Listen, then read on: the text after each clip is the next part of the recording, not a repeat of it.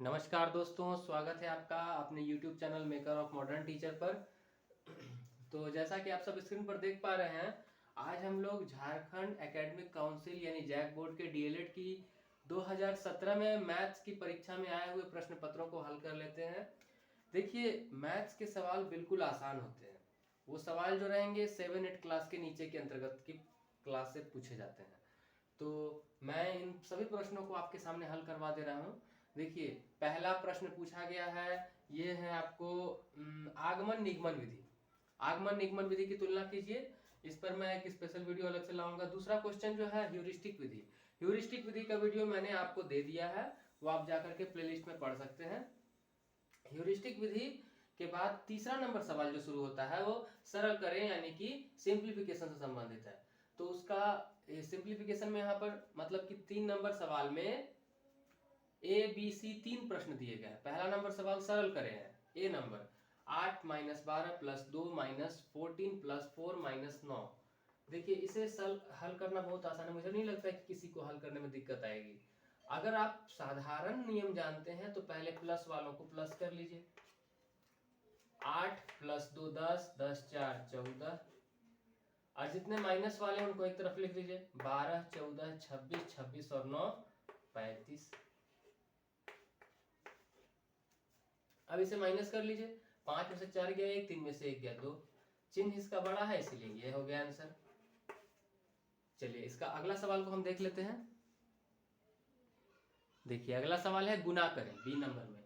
गुना करें में पूछा गया है आपसे कि 0.2 × 316.8 मल्टीप्लाई जब दशमलव का करना हो गुना तो बहुत आसानी से कर सकते हैं। इसे करने के लिए आप कुछ नहीं, बस सीधे इस प्रकार गुना कर दें। और गुना में आप दशमलव पर ध्यान ना दें, सिर्फ गुना करें। 2 8 16, हाथ में बचा 1, 2 6 12 1 13, हाथ में बचा 1, 2 1 2 और 1 3, 2 3 6, 1 के नीचे कटकुट। 0 से करेंगे तो 0 0 0 0, सब 0 से मल्टीप्लाई होकर 0। 6 उतर गया, 3 का 3 उतर गया, 3 का 3 उतर गया, 6 का 6 उतर गया, 0 का 0 उतर गया। ध्यान दीजिए, जितने भी अंकों के पहले दशमलव हो उन्हें गिने। एक अंक के पहले, एक अंक के पहले, कुल मिला के 2 अंकों के पहले, तो 063.36। This is your answer. चलिए, अब हम इसके आगे के सवाल को देख लेते हैं। देखिए, तीसरा नंबर का सी नंबर सवाल है कि मान ज्ञात करें। 3 पूर्णांक 1/5 जोड़ 1 पूर्णांक 2/3। सबसे पहले पूर्णांक तोड़े। पूर्णांक तोड़ने में जिन्हें दिक्कत होता है वो ध्यान से यहाँ देखें। ये पूर्ण संख्या कहलाती है। ये पूर्ण संख्या है या पूर्णांक है। अब ये आपको है हर, ये है अंश। सबसे पहले इन दोनों का गुना करते हैं। 3 × 5, जितना आएगा उसमें ऊपर वाले को जोड़ देते हैं और नीचे जो है उसको उसी तरह लिख देते हैं। यहाँ पर 3 × 1 जोड़ 2 बटा में 3। इधर ध्यान, 3 × 5 = 15 और 1 16/5। 3 एकम 3 2, 5/3। अब क्या करेंगे, पहले 5 और 3 का लसा लीजिए। आप जब लसा लेने जाएंगे तो हम देखेंगे कि दोनों के दोनों एक ही पहाड़े में नहीं कटते हैं। तो ऐसी स्थिति में आपको बताने के लिए एक साधारण सा नियम बता रहा हूं। जब कोई 2 गो संख्या रहे जिसका लसा नहीं निकल रहा है, उसको गुना करने पर बन जाएगा। तो इसको इससे करिए, इसको इससे करिए। क्यों कर रहे हैं वो भी बता दे रहे हैं। 5 × 15, लसा यही निकला। 5 × 3 = 15। अब इस 15 में 5 से भाग लाएंगे तो कितना बार में गया, 3 बार में गया, आया ना 3।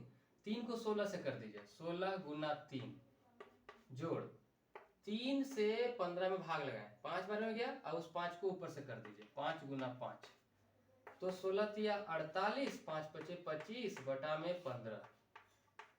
जोड़ेंगे तो 8 5 13 के 3, हाथ में बचा 1, 4 2 6 और 1 7, 73/15। इसे आप पूर्णांक में लिख सकते हैं।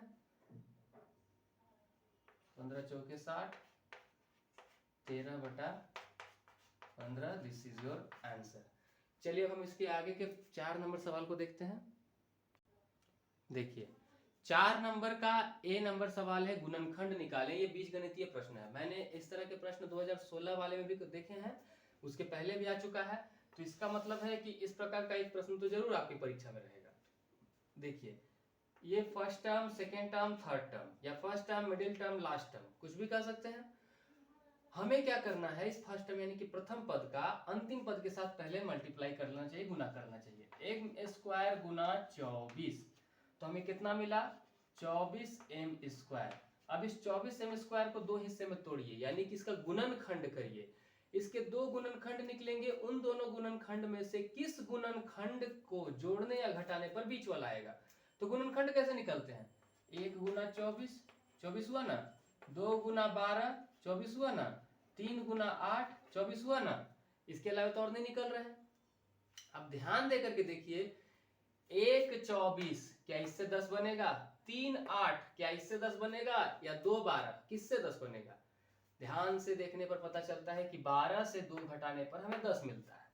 ठीक है, तो अब हम यहाँ m², ये जो चिन्ह रहेगा वो बड़े वाले के साथ ले लेना है, यानी कि -12m। 12 से क्या करने पर 2 को 10 आया है, तो घटाने पर। अगर 12 माइनस में है तो 2 को हमको प्लस में रखना होगा, तब जाकर के वो घटेगा, +24। यहाँ पर हम इन दोनों में से और इन दोनों में से कॉमन निकालते, कॉमन यानी कि जो सब उभयनिष्ठ है, जो दोनों में मिला हुआ है। m इन दोनों के पहाड़े में आ रहा है, तो निकाल दिए m। यहाँ 1 m बच गया, साथ में 12 बचा। ये दोनों 2 से कट जाएंगे, तो 2 में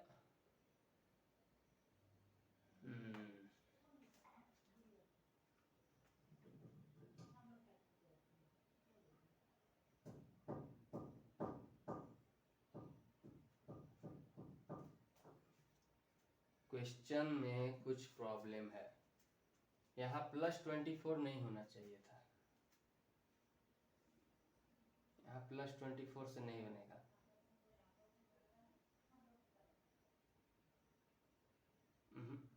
+24 से नहीं बनेगा, यहाँ -24 आएगा, यहाँ -24 आएगा। क्वेश्चन में मिस प्रिंटिंग हुआ है, यहाँ -24 होना चाहिए, +24 से नहीं बन पाएगा। तो अब हम यहाँ पर निकाल लेंगे +2, तो m - 2m। ध्यान दीजिए, ये वाला ब्रैकेट और ये वाला ब्रैकेट एक समान होना चाहिए, तो m - 12 और इधर बच गया m + 2। ध्यान दे करके देखिएगा इस क्वेश्चन को, इस क्वेश्चन में थोड़ा सा मिस प्रिंटिंग हुआ था। चलिए अब हम आगे देखते हैं 4 के बी नंबर सवाल को। देखिए, अगला सवाल है कि गुणनफल ज्ञात करें p + 6 और p - 4 का। तो जब हम गुना करते हैं तो आपको पहले से पता है कि एक एक का बारी बारी सबसे गुना करना पड़ता है। p लिख दिए और p - 4, फिर यहाँ +6 लिख दिए और इसके साथ p - 4। ध्यान दे करके देखिएगा, p को p से गुना करिए। जब भी कोई बीजगणितीय व्यंजक आपस में गुना होता है ना, या समान चर आपस में गुना होता है, तो उनके घात जो है जुड़ जाते हैं। तो क्या होगा, p² बन गया, p को 4 से किए तो 4p यानी कि 4p, +6 गुना p यानी कि 6p, प्लस माइनस माइनस 6 चौके 24। आगे क्या हो जाएगा, p², ये -4p + 6p, 6p में से 4p चला गया तो 2p बचा, प्लस का साइन बढ़ा। इस प्रकार से आपको हो गया आंसर। चलिए हम इसके आगे के सी नंबर को देखते हैं। देखिए, अगला सवाल है कि विस्तारित रूप में लिखें। तो 4x + 3y का होल स्क्वायर, इसे होल स्क्वायर पढ़ते, तो होल स्क्वायर अब हम दिमाग पर जोर देंगे। तो हमने 7वीं 8वीं कक्षा में एक फॉर्मूला देखा है कि a + b का होल स्क्वायर। इस सूत्र को शायद मुझे लगता है हर एक बच्चे ने इस सूत्र को देखा है, हर एक बच्चे ने, जितने भी यहाँ बैठे हुए हैं, हर एक बच्चे को इसका फॉर्मूला पता भी होना चाहिए। नहीं पता होगा तो याद तो होगा जरूर कि हाँ, इस फॉर्मूला को हमने याद किया था। a² + b² + 2ab, ऐसे भी लिख सकते हैं, या 2ab पहले लिख करके b² बाद में लिख सकते हैं। अब हम इसी पर बैठा देते हैं, तो 4x + 3y का होल स्क्वायर। 4x को a की जगह रखिए, 4x का होल स्क्वायर प्लस b की जगह 3y का whole square plus 2 into 4x into 3y, 4 चौके 16x स्क्वायर प्लस 3 तरीके 9y स्क्वायर प्लस 2 चौके 8 तरीके 24xy। This is your answer. चलिए हम इसके आगे के सवाल को देखते हैं। देखिए अगला सवाल है 5 का a की मान ज्ञात करें। इसमें लिखा हुआ 243 के घात में है 1/5। देखिए जब भी एक अगर घात में जब भी कोई सीधी संख्या रहती है तो हम उसे उतने बार गुना कर लेते हैं, लेकिन जब घात में कोई संख्या 1/3, 1/4, 1/5 इस रूप में रहे तो पहले आप इसका ना अभाज्य गुणनखंड तोड़िए। ऐसे लिख दीजिए 243 और इसे अभाज्य गुणनखंड के रूप में तोड़िए। तो कैसे तोड़ेंगे? 3 से लगाएंगे 3 × 8 = 24, 3 एकम 3, फिर 3 से लगाएंगे 3 दूना 6, 3 सत्ते 21, 3 से लगाएंगे 3 9 27, 3 से लगाएंगे 3 तिरिके 9, 3 एकम 3, 1 2 3 4 5, निकल गया ना 5 रूप। आपको लिखना कैसे है उत्तर में? आपको ऐसे लिखना है 243, उसको ऐसे रूट में चढ़ाना है और यहां पर लिखना है 5 बराबर 3 गुना 3 गुना 3 गुना 3 गुना 3, यहां पर लिखना है 5। इन 5 में से एक को आपको निकालना है। आंसर हो गया 3। जिस संख्या को जितनी बार एक के नीचे जितना बार उतना हिस्सा में तोड़ना है। और मान लीजिए कि 243 का एक 5वां हिस्सा क्या होगा? अगर मान लीजिए 49 लिख करके उसके ऊपर 1/2 लिखा है कि 49 का एक अधिया हिस्सा कितना होगा, तो इस प्रकार से निकाला जाता है। चलिए हम इसके आगे के सवाल को देखते हैं। देखिए अगला सवाल है फिर से मान ज्ञात करें। 13 के घात में 2 यानी कि 13 का स्क्वायर माइनस 5 की घात में 2 यानी कि 5 का स्क्वायर और पूरा के घात में 3/2। तो पहले हम लोग हल करते हैं। अगर 13 का स्क्वायर आपसे पूछा जाए तो आप क्या बोलेंगे? 169 घटाओ 5 का स्क्वायर क्या बोलेंगे? 25 और पूरा के घात में 3/2। अब इसे हल करने पर कितना मिलता है हमको? 9 में से 5 गया 4 और 16 में से 2 गया 14। 144 का घात में 3/2। अब आप सोचेंगे कि इसे कैसे करें हम, तो अब हम आपको एक और रूप इसका दिखाते हैं जो आप नहीं देख पा रहे होंगे। कुछ बच्चे समझ रहे होंगे, कुछ बच्चे नहीं समझ रहे होंगे। क्या हम इसे लिख सकते हैं 1/2 गुना 3? अगर नया लग रहा है सवाल तो ध्यान से देखिएगा, दोबारा रिपीट करके देखिएगा। 144 के घात में 1/2 और उसका घात में 3, 3 एकम 3 फिर से बन जाएगा। अब इस 1/2 का मतलब हम क्या समझते हैं? वर्गमूल, यानी कि 144 को ऐसे लिख सकते हैं और उसका घात में हम 3 लिख सकते हैं। 144 को ऐसे लिखते हैं यानी कि इसका वर्गमूल निकलेगा, तो वर्गमूल कितना होता है 144 का? देखिए हम आपको बता दें पहले साइड में। 144 2 से कटा 7 2, 2 से कटा 3 6, फिर 2 से कटा 1 8, फिर 2 से कटा 9 बार, फिर 3 से कटा 3 बार, 3 से कटा 1 बार। एक एक जोड़ा में से एक एक उठाते हैं। 2 दूनी 4 तिया 12, यानी किसका कितना उत्तर आ जाएगा? 12 144 और उसका घात में 3। आपको इसको हल करना होगा। 12 गुना 12 गुना 12 कितना हो जाता है? 12 12 है 144 और 144 गुना 12 कर देंगे तो 1728। ये हो गया आपका उत्तर। आप गुना करके चेक भी कर सकते हैं। तो चलिए अब हम इसके आगे के सवाल को देख लेते हैं। देखिए 5 का सी नंबर सवाल है कि वर्गमूल ज्ञात करें। वर्गमूल ज्ञात करने के लिए 3 विधियां होती हैं, एक घटाव विधि, एक भाग विधि और एक अभाज्य गुणनखंड विधि।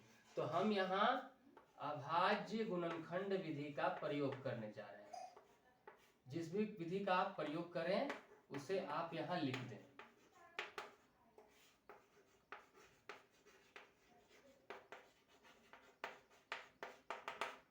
तो अभाज्य गुणनखंड विधि में हम ऐसे निकालते हैं। हाँ ठीक है, ऐसे ही लिखते हैं 38 416 2 से लगाइए, 2 एकम 2, 2 9 18, फिर 2 दूनी 4, 0, 2 अठे 16, 2 9 18, 2 छक 12, 0, 2 चौके 8, 2 चौके 8, 2 अठे 16, 0 2, 2 दूनी 4, 2 चौके 8, 0 1। अब 2401 में हम फंस गए। 2401 किसका होता है? तो 2 4 6 1 7, ये नहीं जाने वाला है। तो 2401 हमारे लिए सोचने वाला हो गया विषय। तो हम एक काम करते हैं, भाज्य गुणनखंड विधि अगर हमारे लिए भारी हो जाता है तो हम इसे भाग विधि का प्रयोग करते हैं। लिख देते हैं यहाँ पर,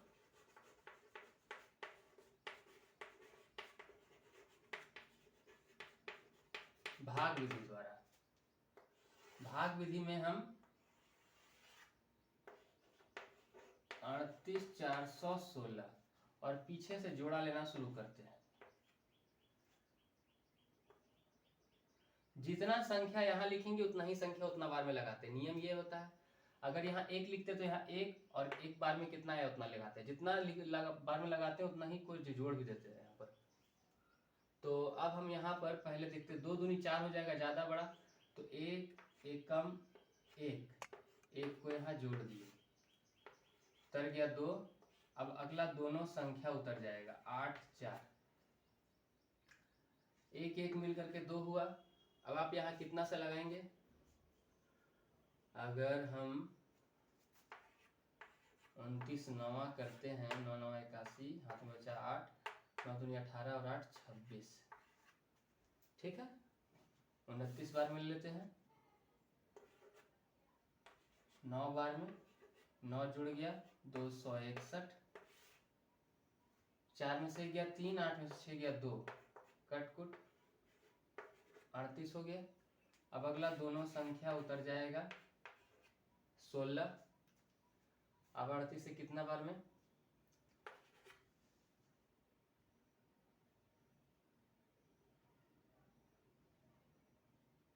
एक बार 386 से लगाते हैं, 6 छक 36, हाथ में बचा 3, 6 अठे 48, 48 और 3 51, हाथ में बचा 5, 6 तिया 18 और 5 23। देखिए 23 16, 6 बार में चला गया, 6 बार में 23 16। तो हमें इसका जो वर्गमूल निकला, इसलिए 38,416 बराबर कितना आया? 196। ये हो गया हमारा आंसर। अभाज्य गुणनखंड विधि में थोड़ी समस्या आ रही थी, इसलिए हमने ये विधि को चुना। चलिए अब हम इसके आगे के सवाल को देखते हैं। देखिए 6ठा नंबर प्रश्न है, समीकरण को हल कर अपने उत्तर की जांच करें। ये प्रश्न 12 नंबर के लिए हो गया। देखिए एक एक प्रश्न यहाँ 12 नंबर के लिए रहता है, 5 सवाल बनाना रहता है, 12 5 60, तो उस हिसाब से 12 नंबर का एक प्रश्न है। इसके पहले हर एक सवाल में 3-3 सवाल दिए जाते थे, वे 4-4 नंबर के हो रहे थे। अब इस प्रश्न को हल करना आपके लिए इंपॉर्टेंट बनता है, क्योंकि ये 12 नंबर का प्रश्न है। तो सबसे पहले हम इसे हल करेंगे।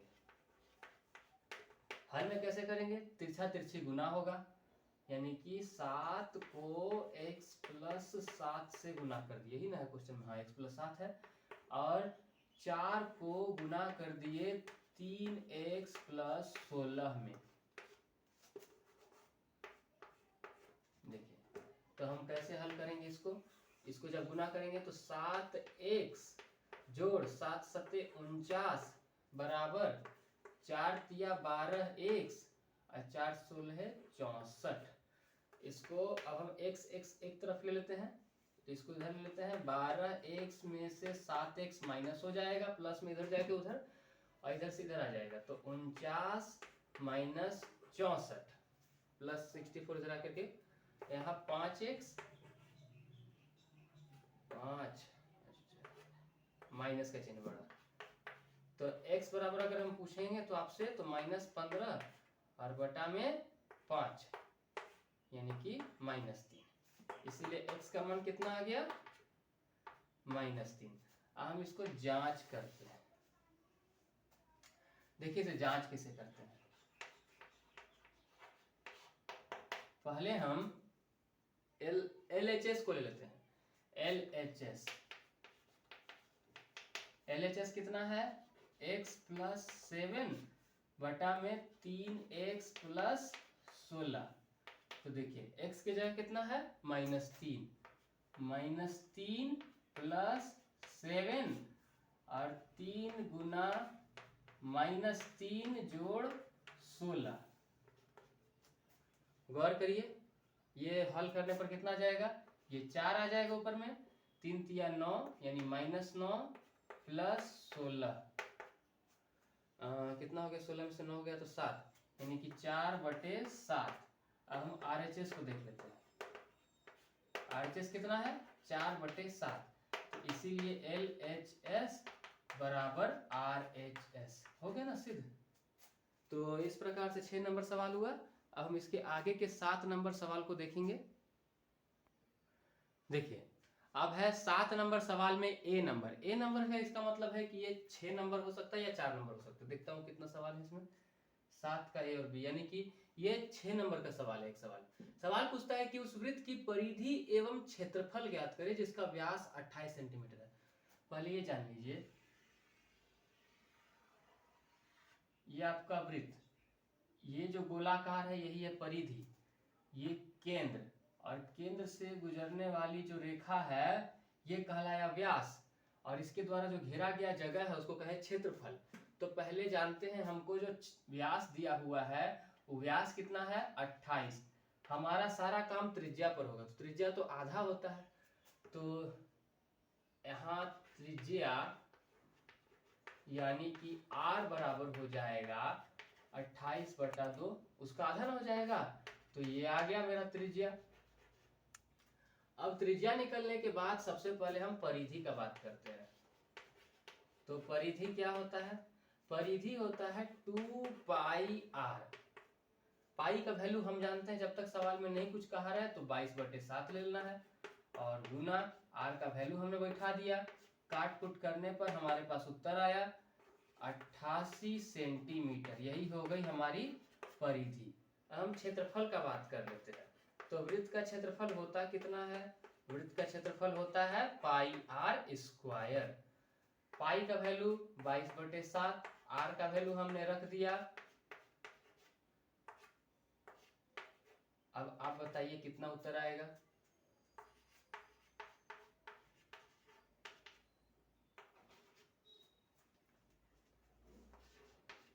तो इस प्रकार से हमारा परिधि और क्षेत्रफल दोनों निकल गया। चलिए हम इसके आगे के सवालों को भी जल्दी जल्दी खत्म कर लेते हैं। देखिए अगला सवाल जो है ये भी 6 नंबर के लिए हो गया। आयत का क्षेत्रफल एवं परिमिति ज्ञात करें जिसकी लंबाई एवं चौड़ाई क्रमशः 60 सेंटीमीटर एवं 40 सेंटीमीटर हो। तो अगर आयत की बात करें तो आयत कुछ इस प्रकार का होता है। अगर इसमें लंबाई बोल दिया तो लंबाई दे दिया है 60 सेंटीमीटर और चौड़ाई दे दिया है 40 सेंटीमीटर। हमको बोलता है कि आयत का क्षेत्रफल निकालो और परिमाप निकालो। तो आयत का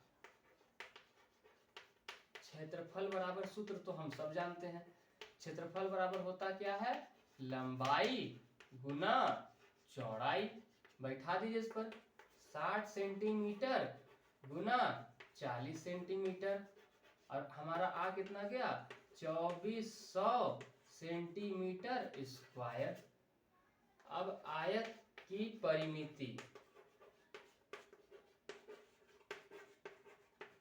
परिमिति का मतलब होता है चारों भुजाओं की लंबाई का माप। यहां से शुरू किए और पूरा घूम गए, तो इसमें 2 गो लंबाई है और 2 गो चौड़ाई है, इसीलिए 2 गुने लंबाई जोड़ चौड़ाई बैठा दिया जाता है। तो 2 गुना लंबाई के जगह पर 60 सेंटीमीटर जोड़ चौड़ाई के जगह पर 40 सेंटीमीटर, 2 गुना 100 सेंटीमीटर, आ गया आंसर हमारा 200 सेंटीमीटर। कोई दिक्कत? चलिए अब हम लोग लास्ट सवाल 8 नंबर को देख लेते हैं। देखिए अब है 8 नंबर सवाल का A नंबर। ये भी 6 नंबर के 2 सवाल यहाँ दिए गए हैं कि उस वर्ग का क्षेत्रफल एवं परिमिति ज्ञात करें जिसकी भुजा 30 सेंटीमीटर हो।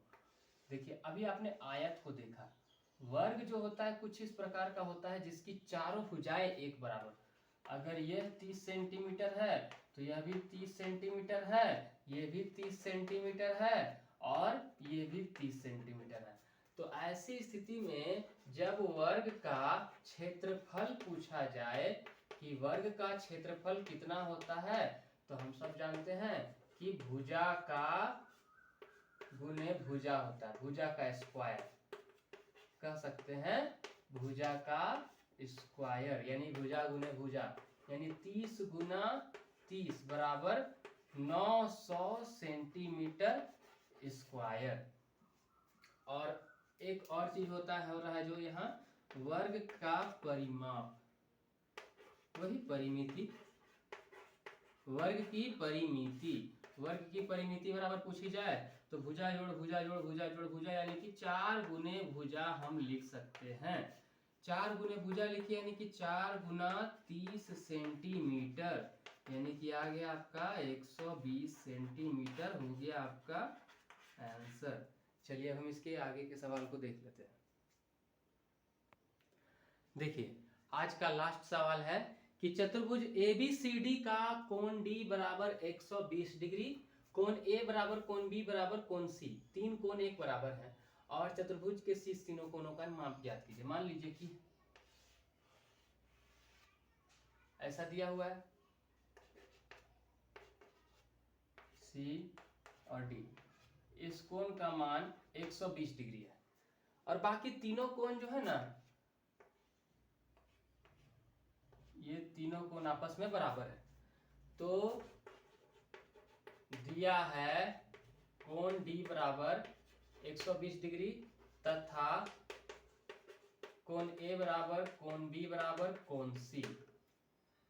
चूंकि हम ये जानते हैं कि चतुर्भुज के चारों कोणों का माप क्या होता है, 360 डिग्री होता है। अगर जोड़ देने पर कोण A जोड़ कोण B जोड़ कोण C जोड़ कोण D बराबर 360 डिग्री, और ये सब एक बराबर है ABC, तो हम ABC तीनों की जगह कोण A जोड़ कोण A जोड़ कोण A बैठा दिए और कोण D के जगह पर 120 डिग्री बैठा दिए, तो 360 हो गया। 1 2 3 3 A हो गया, 3 ठो कोण A और 120 डिग्री जोड़ में है उधर चला गया तो घटाव में 360 डिग्री माइनस 120 डिग्री, आगे कितना 240 डिग्री। 3 ठो कोण A बराबर 240 डिग्री, तो हम यहाँ से एक ठो कोण A का मान निकाल लेते हैं।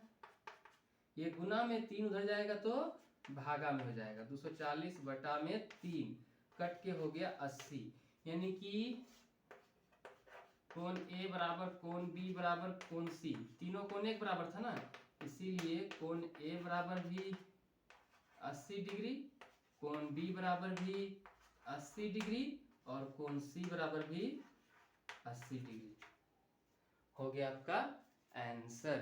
तो चलिए इस तरह हमने आज देखे वर्ष 2017 में DLED में पूछे गए मैथ्स के सभी प्रश्नों के हल।